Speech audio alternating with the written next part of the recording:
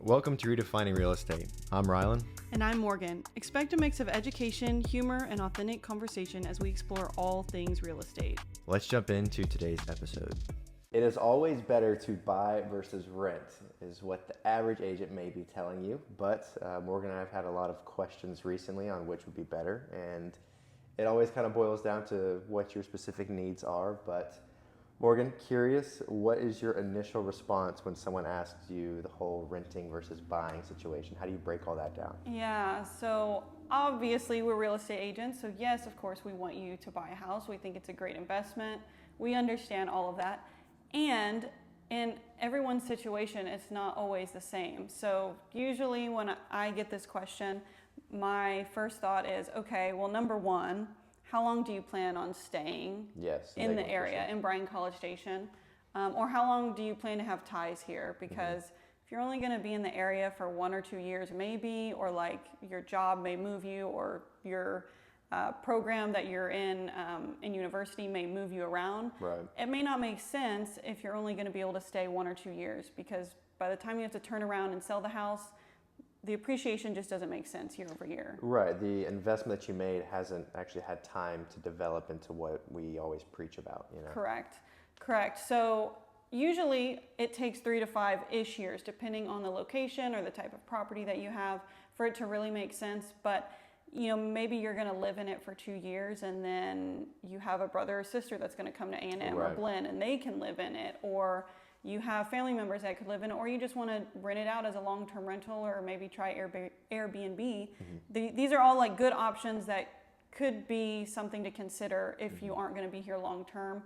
But again, if you're not planning to really like plant roots here, or you don't know anyone in this area, it may just not make sense for you to buy. Yeah, it's kind of a bit more of a gamble. I feel like if you're going to take a risk on like buying it and then only have it for 2 years and then like planning on leaving that soon, I feel like that's definitely going to take a lot of like time and dedication, and that may not be what your goals are. You know, your goal may not be to become some sort of real estate investor of some sort, but if it is, great plan for sure. But yeah, I definitely hear you on that front. A personal story that kind of like comes to mind on that was over in Southern Point. There was a couple that I think only owned for 2 years, and I think the husband's job pulled them to like Dallas. Yeah. And I mean, they were in a bind because it was a new construction neighborhood, and they've only been there for 2 years. They can't compete with anything really, so it was difficult. But they ended up just renting it out long term.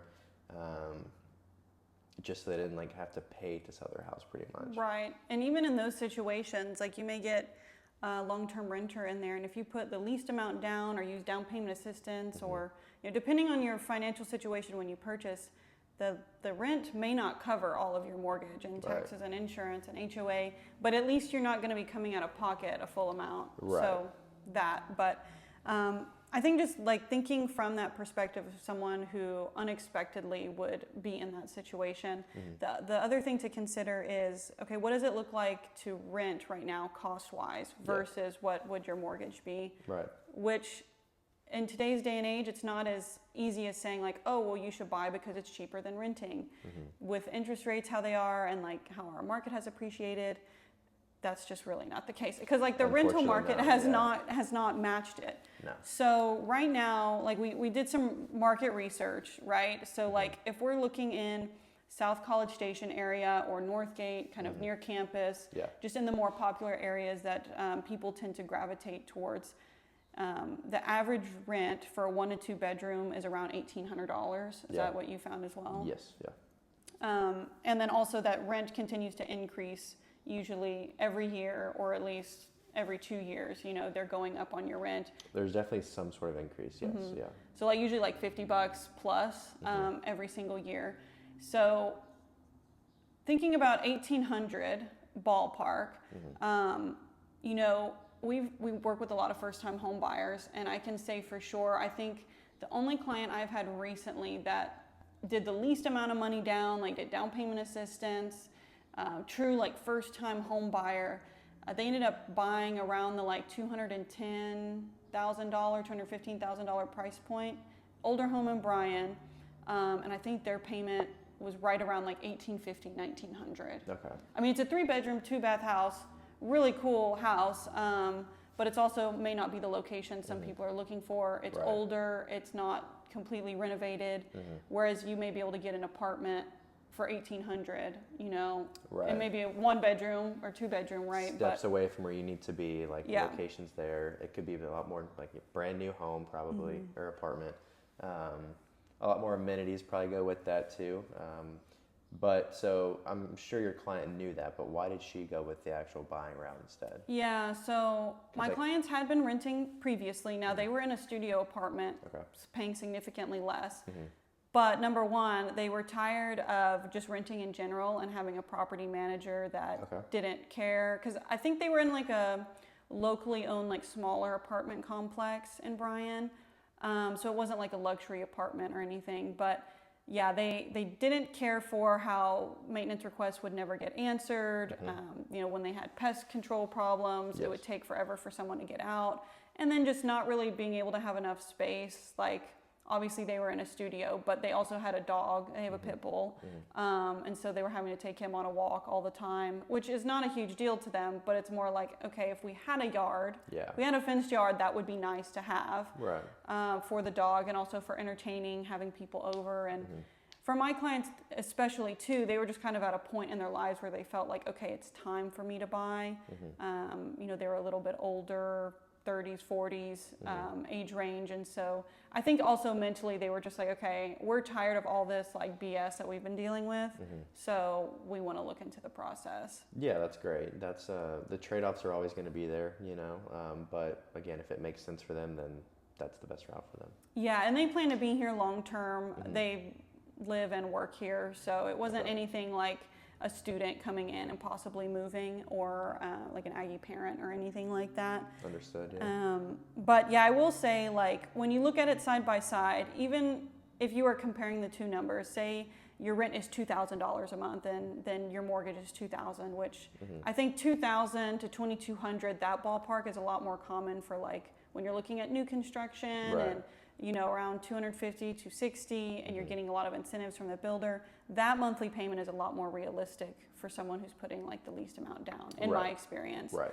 So like if we're thinking about that versus renting, obviously a portion of that is going towards your mortgage, you're building up equity. But in your experience, have you had any conversations around like, okay, rent is like all that money is going in the trash or whatever, Yes. you know? Yeah. So of course, there's always the conversation of like, well, you can build your equity and do this. It's like, well, that's so much more expensive, right? And that is true, right? Your monthly payment is going to most likely be more expensive than an apartment downtown that you can get. Yeah. But it's really dependent on their goals. Like you said, like if they're going to be here to have the equity, build up the investment, like that is what you're going to want to be doing, because even if you're spending $1,700, $1,800 a month in rent versus $2,200 in a mortgage payment, at least this money's going somewhere. Yeah. At least this is going to help you in 10 to 15 years when you're ready to move. This, like, you have nothing to show for it, right? Like, you could terminate that lease and the landlord will never talk to you again. Like, they don't know you, right? For the most part. But yeah, it's like, if you can afford the payment and build up the equity and your goals are aligned for being a homeowner, then it's great, right? But that's always kind of the conversation I have, is like, yes, rent may be cheaper, but in 10 to 15 years, tell me what's cheaper then, right? Yeah. And again, your mortgage rate is typically fixed, or I guess payments typically fixed, but rent's always going up. You Yes. know, the same house that you're paying $1,800 on in 10 years, it's not going to be $1,800 Yeah. if you stay there. Yeah. If you keep kind of shopping your rate around to where you're going to $1,800 a month, you're going to just keep going down in the properties, I feel like, over time. At Yeah. least. Yeah, I totally agree. And so I think the takeaway there is like, yes, there is a difference, and like it's not the same. You can't say like, oh, well, rent versus buy just on pricing comparison, because yes, you do have to be able to like comfortably afford it. You don't want to be house poor. You don't want to overextend yourself by taking on a $400 extra payment when you're barely making ends meet at $1,800. Right. But like also, I think in this day and age, so many people struggle to live below their means already. So it's like if you can live in a $1,200 like apartment, but you could comfortably afford $2,200, then like do that for a bit, and then like save up your money and like budget, get to a place where you feel like, you know, you've got a nest egg, like emergency fund, you've got some investments, like get to a good spot for you, whatever you're comfortable with, and then look into buying. Like, even though I mentioned earlier that my clients felt that they were at a point in their lives where they should be buying, I don't think that there's a particular age where you like there should be any expectation of like, oh, well, you should own a house at this point. For sure, for sure. Yeah, I think it's funny, we use this term so often, but it really just depends on like your personal situation, you know. You could be 21 and you could still be completely fine to go out and do all this stuff if you're ready, right? Yes. Or you could be 68, like who knows? I had some clients that bought in Navasota for the first time, and I think they were like approaching 70. Like it's just, they were ready. You know, that's when they felt it was time. Their grandparents, they're like, you know what, we just want to settle down and have one spot. We were good to go, and we've been saving up for this, so we made it happen. You know, it's there is no right or wrong time as like a blanket statement. You know, it's like, oh, like when you're 25, it's time to be a homeowner. It's not like how the industry necessarily operates. Even though some people may, I guess, disagree. Yeah, I think there's just like societal expectations on a lot of this stuff for, you know, a lot of things even beyond this. But, you know, the other thing that we've talked about with renting is just that it does allow you the ability to move around a lot. So like, again, if you're not necessarily looking for something that's going to be permanent, if you think that, hey, I might be moving to New Orleans in a year or two, like, yeah, it doesn't make sense to buy a house. Right. Or even if you can afford it. Yes. Yeah. Or if you're like, it's kind of the boat of like, you see a cool like Instagram reel or something, you're like, man, I should go out there someday. I have a buddy that just moved to Montana, like out of nowhere. Yeah. Just because he wanted to explore the forest and stuff up there. And I'm like, you know what, man, like, go get him, you know? He terminated his lease and started a new one up there for that exact reason, just because it's flexibility, you know? That's always going to be a pro for renting. Yes. And then also people who don't necessarily want to deal with maintenance, renting can be a good option. I would say like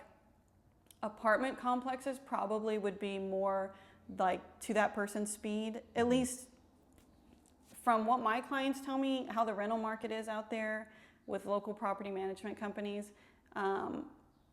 They're just so overwhelmed a lot of times by these maintenance requests. Things typically do not get addressed in a timely manner or in the way that you would want them to as the person who's living there. Right. Because, you know, many times you're not renting from an individual who like truly knows you and cares about you. It's like, yeah, they own 800 rental properties, right? Or like truly knows and cares the property you're in too, right? It's like, oh yeah, that one house, I love that house. Yeah, let's go fix it. It's like, you know, number 6 on the roster needs a new outlet. Go fix it. You know. Yes. It's just, it may or may not work, right? Yeah, I think that's a big deal for people that are living in like residential areas too, that are renting in residential areas, just because like you may be a type of person that can like work on their own car or like do their own repairs, and if you repair the property, someone may get mad at you just because they can't like, you know, call it their own. But whenever they come in, they just like do a super sloppy job in and out. They have 6 more other things to go do today. So yeah, I can definitely understand where that frustration would come from. Yeah, and I even had a client tell me recently, like she had lived in College Station for like 20 something years. She owned a home and then she moved out of state to be closer to family, then ended up moving back like a year and a half later. And she just needed a place to rent before she decided she wanted to buy again. So she just moved into a duplex, you know, somewhere in College Station. And she was like, you know, I thought renting would be like headache free, but like my maintenance requests don't get taken care of, and like I have to pay for my own lawn care. Dang. And you know, and she was in an older age group, more established age group, and she was like when I was younger, renting was like you literally just like live there and you don't have to worry about anything. But I think the cost of everything nowadays makes it to where like most landlords or most property management companies aren't offering to come and do lawn services. They're not going to be like right there within 24 hours for most maintenance requests, only if it's an emergency. Yeah. And God forbid it be like your AC goes out in the middle of summer, right? Flooding the neighborhood or something. Yeah, it's like there's a sense of urgency because yes, it's their job, but also like they're not making that connection truly. Right. Yeah, and I think just the abundance of problems they have day to day nowadays is significantly more than 20 years ago, 30 years ago, whatever it was, whenever your client was renting at the time. So I think it's different for sure. I think there's a lot more like neglected projects that probably needed to be done that aren't like, I guess, affecting the day-to-day like livability of the home. Right. So it's like it kind of gets put on the back burner indefinitely because there's more emergencies, there's more HVACs going out midsummer than like a little hole in the drywall or something, Yeah. you know, that could lead to like pest infestations or whatever, you know.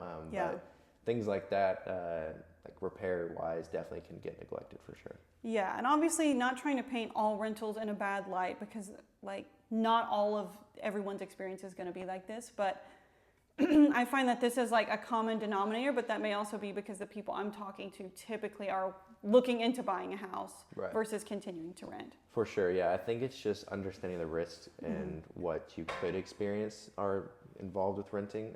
It's not like saying, yeah, you're always going to have a bad, you know, time with maintenance. It's just like, hey, like this is a possibility because like as a homeowner, if you have something that needs to be maintained, you just go and do it, right? Yeah. You're not waiting on someone else to show up for your rescue. You kind of just take matters into your own hands, and that also could be worse for someone. They're like, I don't want to touch the house. Like I'm not doing any of that. Like just have someone else come out. So yeah, it's just kind of understanding what potential risks you may be facing. Yes, yes, absolutely. So just this idea of like flexibility in renting versus more stability when you own your own home. Yes. But I know also we've been asked so many times by people who are first-time home buyers, like, well, aren't prices going to go down? Like, what does the market look like? What are we seeing in the market? So, I mean, again, we don't have a crystal ball, but like, It'd be awesome. It'd be right. so cool. What would you say to someone who asks you like, oh, like, you know, what is the, like, how much competition is there in the market? Like, what is it like right now? For buying? For buying, yeah. Yeah, I would honestly tell them that we have so many active listings right now in our area. I think there's deals to be had everywhere. In my opinion, I think we're moving towards a buyer's market just because, I mean, a lot of the recent transactions I've been having, I mean, we're negotiating everything that we want pretty much. It's not like we're having to really settle. Houses are sitting for a lot longer. So I don't want to tell them that it's just you can go get whatever you want, because there's still houses that go on the market and they're gone in 2 days. Like there's still houses flying off the market. The ones that are sitting may have some things going on with them, but you can maybe negotiate some better deals with it. So it's kind of mixed signals that I give them, unfortunately, just because I'm getting mixed signals. But yeah, anytime I'm having that conversation and by the end of it, they're like, well, as long as it's not like the rental market in spring and summer, like that's all I really care about. Yeah. So that's kind of where that conversation boils down to majority of the time. Yeah, I agree. I think there are properties out there that are still seeing multiple offers that are still going under contract in a week or two. Right. But average days on market right now is closer to 100, which, you know, when I first started 3-4 years ago, average days on market was 30.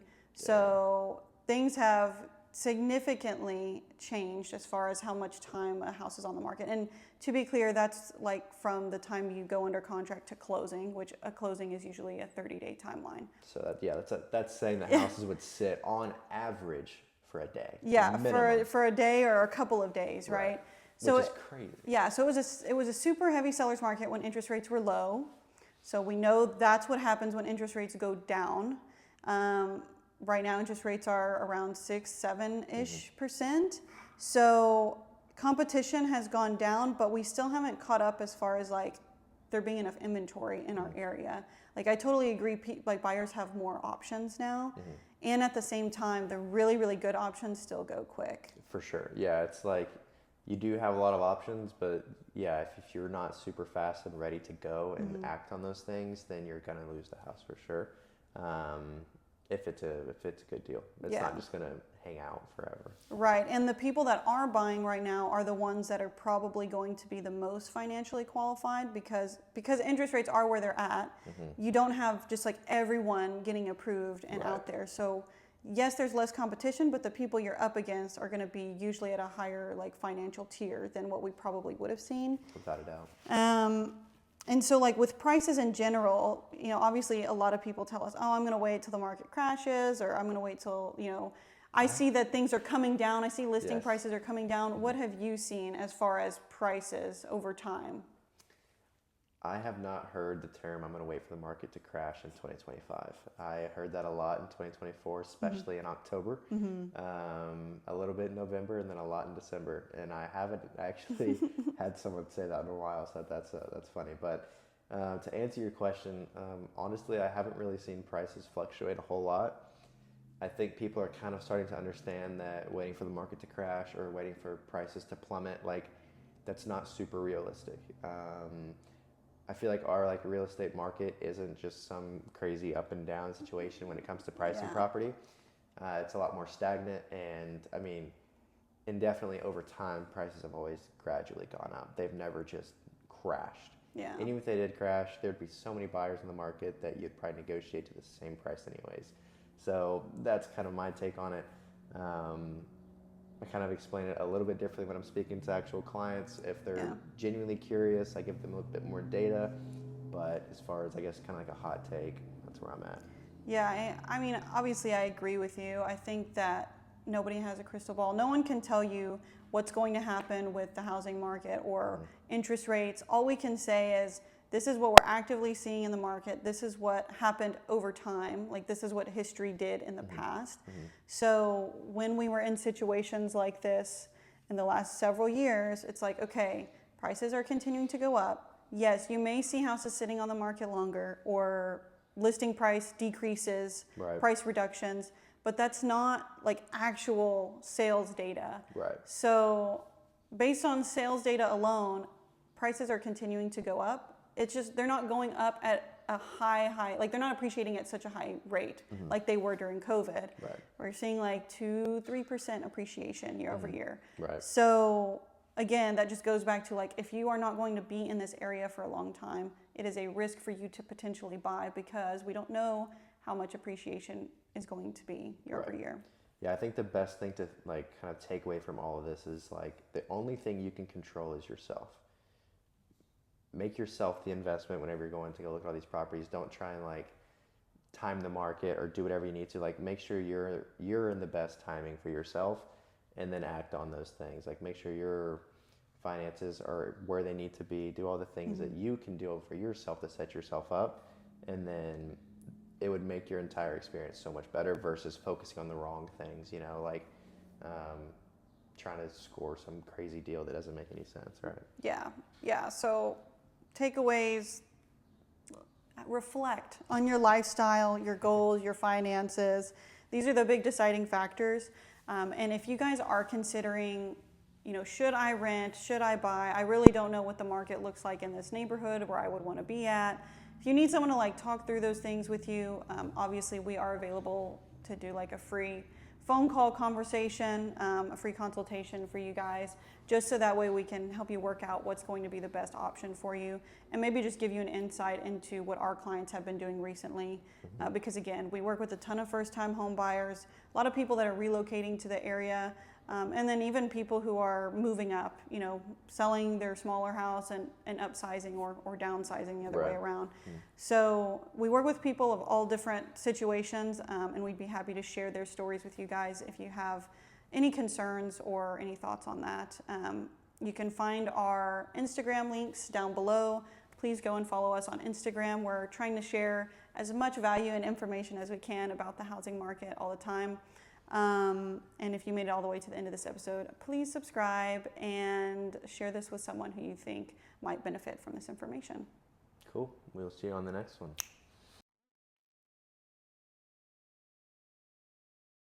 Thanks for hanging out with us today. We hope you found something useful, or at least had a good time listening. Yeah, if you enjoyed this episode, feel free to subscribe or share it with someone who might enjoy this content. And if you have any questions or topics you want us to cover, reach out to us on Instagram. Everything will be linked below for you.